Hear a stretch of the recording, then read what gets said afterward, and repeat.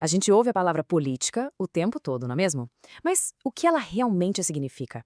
Hoje, a gente vai desmontar um pouco essa ideia para entender a força que molda o nosso mundo, desde as grandes decisões lá em Brasília até as regras do nosso condomínio. Para começar a entender isso, vamos pensar numa pergunta bem básica. Quem é que define as regras do jogo? Sabe? Quem de fato tem o poder de dizer como as coisas devem funcionar no nosso dia a dia? E pense nisso também.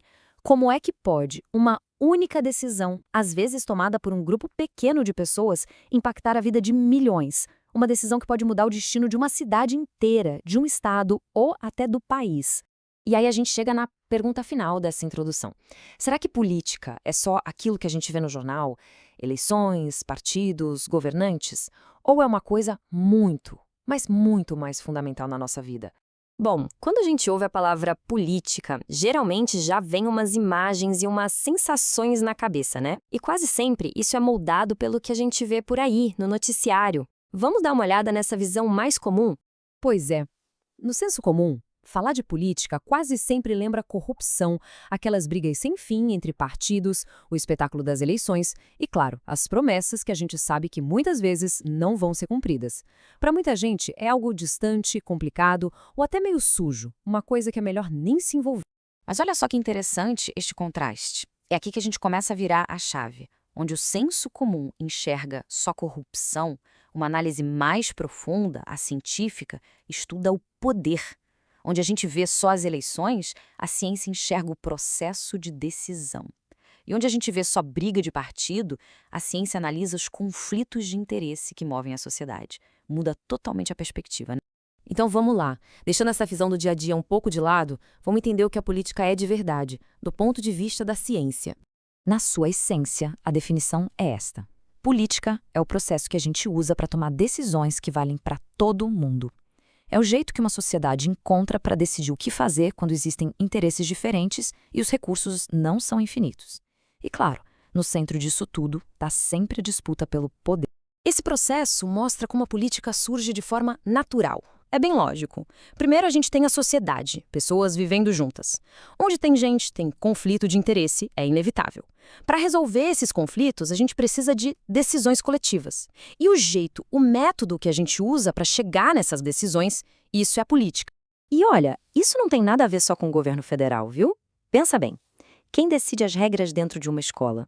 Como a prefeitura da sua cidade decide distribuir o dinheiro dos impostos? Quem define as leis de trânsito que a gente segue? Tudo isso é política acontecendo em várias escalas, o tempo inteiro, bem na nossa frente. Certo, mas para qualquer decisão coletiva funcionar de verdade, seja na escola ou no país inteiro, precisa de uma coisa fundamental. A gente está falando aqui do motor da política, o poder e a autoridade.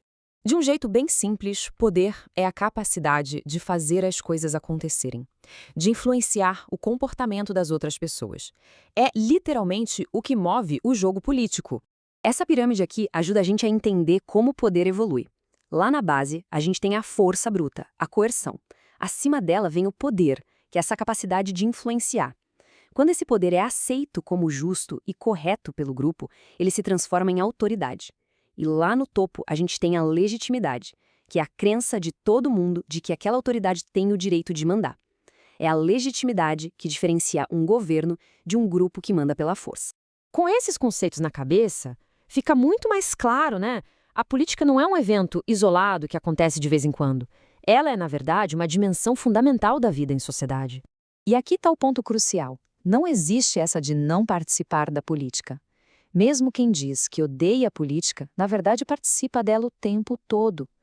Quando a gente obedece uma lei de trânsito, paga impostos, ou até quando exige um direito como consumidor, a gente está participando de relações políticas. Estamos reconhecendo uma autoridade e agindo dentro de um sistema de decisões. E essa é, talvez, a mensagem mais importante da nossa análise de hoje. A política não é uma escolha, mas uma consequência inevitável do fato de vivermos juntos. É como se fosse o sistema operacional da sociedade. Portanto, entender de política é, no frigir dos ovos, uma ferramenta poderosa para entender o mundo em que a gente vive.